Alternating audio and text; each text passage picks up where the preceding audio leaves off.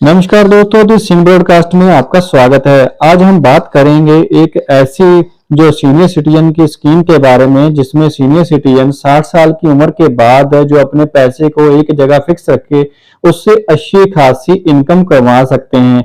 जिन लोगों की पेंशन नहीं है या जिनको अभी कोई पेंशन में नहीं आते हैं और रिटायर होने के बाद अपनी पेंशन अपने खुद के पैसे से ही कमा सकते हैं बड़ी इजी से। दोस्तों, इस वीडियो के लास्ट में मैं आपको ये भी बताने वाला हूं कि आप इस स्कीम से आप इन्वेस्टमेंट करके कितना पैसा कमा सकते हो। कैलकुलेशन आपको इस वीडियो के अंत में मिलेगी। उससे पहले जान लीजिए पूरी जानकारी, पूरी डिटेल इस स्कीम के बारे में। इसके लिए दोस्तों सबसे पहले मैं बात करने वाला हूं आज की वीडियो में सीनियर सिटीजन सेविंग स्कीम। ये ऐसी स्कीम है जैसे कि मैंने अपने इस वीडियो के थंबनेल के ऊपर भी आपको बताया। आप अगर इस स्कीम में इन्वेस्टमेंट करोगे तो आप 30 लाख के ऊपर एक साल में 2.5 लाख के आसपास इसके ऊपर इंटरेस्ट अर्न कर सकते हो। चलिए जानते हैं दोस्तों इस स्कीम के कुछ फीचर्स के बारे में, क्या एलिजिबिलिटी है और कैसे इन्वेस्टमेंट कर सकते हैं। सबसे पहले दोस्तों बात करूंगा जो सीनियर सिटीजन सेविंग स्कीम है, और ये स्कीम उन लोगों के लिए है जिनकी उम्र 60 साल या 60 साल से ज्यादा है। उनके लिए एक क्वार्टरली इनकम का ये सोर्स है। क्वार्टरली इनकम आप ले सकते हैं। इस स्कीम में काम कैसे करती है, इसमें आपको एक साथ ही पैसे जमा करवाने हैं। पहले इसकी लिमिट 15 लाख थी, लेकिन 1 अप्रैल 2023 से इसकी लिमिट 30 लाख हो चुकी है। आप एक साथ या कुछ टुकड़ों में भी इसके ऊपर इन्वेस्टमेंट कर सकते हैं। क्वार्टरली आपको ब्याज मिलेगा जो भी आपके खाते में अपने आप आता रहेगा, और जब टेन्योर पूरा हो जाएगा इसका, उसके बाद 5 साल के बाद आपको अपनी रिटर्न वापस मिल जाएगी, जो भी आपका मूल प्रिंसिपल जमा होगा। इसके फीचर क्या है, फीचर के बारे में जानते हैं। ये स्कीम बेसिकली सीनियर सिटीजन्स के लिए है और ये गवर्नमेंट ऑफ इंडिया की तरफ से चलाई जाती है। ये एक बहुत ही सेफ इन्वेस्टमेंट ऑप्शन है। गारंटेड रिटर्न है इसमें, और रेगुलरली क्वार्टरली इनकम आती रहती है। सबसे बात इसमें कहूं कि इसमें इनकम टैक्स के बेनिफिट भी हैं, और रिटायरमेंट के बाद पीस ऑफ माइंड लाइफ है इसमें। इसके नेक्स्ट इसमें इनकम टैक्स का बेनिफिट क्या रहेगा। इनकम टैक्स 1 अप्रैल 2020 के बाद income tax benefit depends on the whether you choose old tax slab and new tax जो स्लैब है उसमें कौन से रिजाइन में आप जाना चाहते हैं। अगर आप ओल्ड टैक्स स्कीम में जाते हैं तो आपका जो डिपॉजिट अमाउंट का 1.5 लाख तक का इसमें इनकम टैक्स की 80C सेक्शन में आपको रिबेट मिलेगी। इसके साथ जो इंटरेस्ट आप ले रहे हैं पुराने टैक्स रिजाइन में, आपको उसके ऊपर TDS भी देना होगा। जो भी आपका इंटरेस्ट बना होगा, न्यू टैक्स जो उसमें बनी हुई है कि इंटरेस्ट आपको 50,000 तक जो आपका फ्री है सीनियर सिटीजन्स के लिए, 50,000 से ऑनवर्ड आपको TDS देना होगा। Interest received under the scheme is taxable. You need to declare the interest in income under the income of the other sources during the return and pay the income tax as per the income tax slabs of your new tax regime or old tax regime। अब बात कर लेते हैं new tax regime में। अगर आप new tax regime में जाते हैं तो इसमें कोई नो इनकम टैक्स बेनिफिट, इसमें आपको ATC का कोई भी बेनिफिट नहीं है। इनकम टैक्स का बेनिफिट नहीं होने के बाद आपको जो TDS करता है, deducted on the interest amount, TDS वैसे ही करता है जैसे ओल्ड टैक्स रिजीम में करता है। 50,000 तक आपको फ्री है, 50,000 से ऊपर आपको टैक्स देना होगा। नेक्स्ट इसमें बात करते हैं कि इसकी स्कीम को ओपन कैसे करवा सकते हैं। Only Indian resident can open the account and individual of the age above 60 and more, इसके ऊपर जो भी एज होगी वो इसमें इन्वेस्टमेंट कर सकते हैं। दूसरी इसमें ऑप्शन है कि कई लोगों ने रिटायरमेंट से पहले ही VRS के लिए अप्लाई किया था, लेकिन उसके लिए भी कम से कम उम्र 55 साल होनी चाहिए। अगर आप VRS लेके रिटायर हो जाते हो, 55 से ऊपर उम्र होनी चाहिए, तो भी आप इस स्कीम में इन्वेस्टमेंट कर सकते हो। अगर कुछ retired personnel of the defence services excluding civilian defence employees of the age of the 50 year more than can open the account. अगर आप डिफेंस से हैं, आपकी उम्र 50 साल है, तो भी आप इस स्कीम में ओपन कर सकते हैं। Joint account can be open with spouse only. First depositor in joint account is the investor. दूसरे अकाउंट को इसका कोई भी इनकम टैक्स बेनिफिट्स नहीं मिलेगा। Depositor can open more than one account either individually or jointly with his spouse। कितने भी number of account इसमें आप खोल सकते हैं, ऐसी कोई भी रिस्ट्रिक्शन नहीं है कि आपको 1 2 4 5 खोलने हैं, लेकिन टोटल इन्वेस्टमेंट लिमिट आपकी 30 लाख से पार नहीं जानी चाहिए इस स्कीम में। अब बात करते हैं कि आपको ये खाता खुलाना कहाँ पे है। आप ये पोस्ट ऑफिस में खुला सकते हैं, किसी भी नेशनलाइज्ड बैंक में खुला सकते हैं, प्राइवेट बैंक में खुला सकते हैं। अब बात करते हैं कि ये खाता खुलवाना कैसे है। How do you open this account. अगर आप 1 लाख से कम अमाउंट का खुलवाना चाहते हैं तो आप कैश में ही ये खाता खुलवा सकते हैं।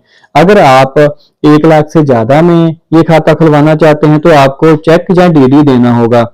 इसके बाद दोस्तों आपकी जो डिपॉजिट लिमिट रहेगी वो मिनिमम डिपॉजिट आप 1000 से लेके 30 लाख तक कर सकते हैं इस स्कीम में इन्वेस्टमेंट। लेकिन जो भी आपकी deposit amount should be in multiple of the 1000, minimum 1000 and ज्यादा से ज्यादा 30 लाख। इसमें दोस्तों साथ ही एक नोट है कि अर्लियर मैक्सिमम डिपॉजिट पहले जैसे मैंने आपको बता दिया है कि इसकी 15 लाख थी, लेकिन अभी 1 अप्रैल 2023 से ये 30 लाख हो चुकी है गवर्नमेंट की तरफ से। इसकी टर्म वही है जो पहले थी, 5 साल के लिए मैक्सिमम इसका जो पीरियड है 5 साल ही रहेगा। अभी इसके ऊपर रेट ऑफ इंटरेस्ट भी बढ़ चुका है, 8.20 आपको क्वार्टरली पे आउट होगा। ये हर क्वार्टर में चेंज होता है गवर्नमेंट की तरफ से, कई बार ये सेम भी रह जाता है। ये जो 8.20 है ये 1 अप्रैल 2023 से लेके 30 जून 2023 तक एप्लीकेबल होगा। उसके बाद गवर्नमेंट इसको दोबारा से रिव्यू करेगी। Account interest rate on the day of the account opening will remain same throughout the tenure of the SSC. It will not change even if there are changes to the interest rate thereafter। अगर आपको जो आज की date में interest rate दिया जाता है वही आपको 5 साल तक एप्लीकेबल रहेगा। ऐसा नहीं कि कल को 7% हो जाए, 6 हो जाए और आपका चेंज कर दिया जाएगा, नहीं।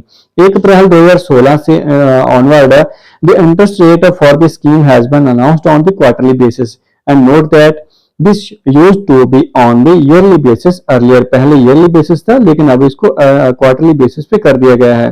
नेक्स्ट जो कंपाउंडिंग फी कौन सी है, इसकी क्वार्टरली रहेगी, जैसे कि मैंने पहले बात कर दी आपको। इंटरेस्ट क्रेडिट मेथड इसका रहेगा क्वार्टरली एंड आपके क्वार्टरली आपके सेविंग अकाउंट में पे आउट भी होता रहेगा। अगर आप पोस्ट ऑफिस में सेविंग खाता है तो उसके कोर बैंकिंग सोल्यूशन उसमें होता है तो उसमें, नहीं तो पोस्ट डेटेड चेक या फिर मनी ऑर्डर के जरिए आपको पेमेंट भी हो सकती है। एक्सटेंशन पीरियड, अगर आपके 5 साल पूरे हो चुके हैं और आप उसी अमाउंट को डिपॉजिट इन्वेस्टमेंट अमाउंट को आगे बढ़ाना चाहते हैं तो ज्यादा से ज्यादा 3 साल के लिए और आगे बढ़ा सकते हैं। Account can be extended with in the 1 year of the maturity by the giving application. अगर आपका 5वें से 6 साल भी ऊपर आप जाते हैं बैंक में और आपकी एक्सटेंशन नहीं हो सकती, आपको 6ठे साल के अंदर अंदर जाना पड़ेगा बैंक में। During the extension period account can be closed at any time after the 1 year of the extension without any deductions. एक प्रीमेच्योर क्लोजर की बात करते हैं। कई बार हो जाता है कि प्रीमेच्योर क्लोजर में लोगों को जाना पड़ता है। If you close the account prematurely after 1 year then 1.5% of the deposit amount will be deducted and you will receive the remaining amount. 1.5% की पेनल्टी जो आपकी डिपॉजिट अमाउंट होगी उसके ऊपर कटेगी और रिमेनिंग अमाउंट आपको पे आउट हो जाएगी। If you close the account prematurely after 2 year then penalty will reduce to 1.5 to 1%। Deposit amount के ऊपर 1% कटेगा और रिमेनिंग अमाउंट आपके सेविंग अकाउंट में पे आउट हो जाएगा, जो भी आपका पेमेंट मेथड होगा। सीनियर सिटीजन सेविंग स्कीम में अकाउंट ट्रांसफर की फैसिलिटी भी है और आप एक ब्रांच से दूसरी ब्रांच में वन डिपॉजिट ऑफिस तो अनदर डिपॉजिट ऑफिस में जा सकते हैं। नॉमिनेशन फैसिलिटी भी इसमें अवेलेबल है, आप नॉमिनेशन करवा सकते हैं। Nomination either at the time of the account opening and after the account opening के टाइम या बिफोर ड्यू मैच्योरिटी के ऊपर आप नॉमिनेशन कभी भी करवा सकते हैं। इसमें दोस्तों दूसरी इंपॉर्टेंट बात यह है कि एनआरआई एंड एचयूएफ और non residence Indian Hindu undivided family ये खाता नहीं खुलवा सकते। दूसरी सबसे इंपॉर्टेंट बात इसमें ये है जो कि मैंने अपने थंबनेल के ऊपर बताई है, कैलकुलेशन आपको बता देता हूं कि इसमें कैलकुलेशन आपकी कैसे रहेगी। अगर आप 30 लाख स्कीम में डिपॉजिट करते हैं और आपको सालाना 2,46,000 के ब्याज मिलेगा आज की रेट ऑफ इंटरेस्ट 8.20 के हिसाब से, जो कि आज की डेट में एप्लीकेबल है। इसके बाद रेट ऑफ इंटरेस्ट कम ज्यादा होने से ये अमाउंट चेंज हो सकती है। अगर हम क्वार्टरली देखें तो हर क्वार्टर में आपको 61,500 रुपए आपके सेविंग खाते में आते रहेंगे। 30 लाख के ऊपर 61,500 हर 3 महीने में आपको अपने सेविंग खाते में मिलते रहेंगे।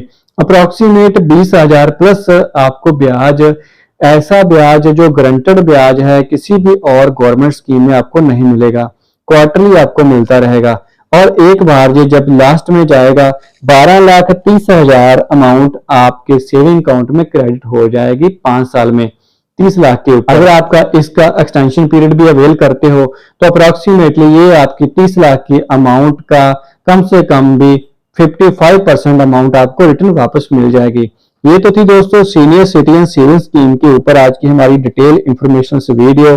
अगर ऐसी वीडियो आपने कोई इसको अवेल करने में परेशानी, दिक्कत या कोई क्वेश्चन है तो आप इस वीडियो के कमेंट सेक्शन में कमेंट करके बता सकते हैं। और इस वीडियो को ज्यादा से ज्यादा लाइक शेयर जरूर कीजिए ताकि और भी सीनियर सिटीजन अपनी इनकम का सोर्स खुद से ही अप्लाई कर पाए, खुद से ही क्रिएट कर पाए। बने रहिए हमारे चैनल दी सिंह ब्रॉडकास्ट के साथ। Thank you for watching this video.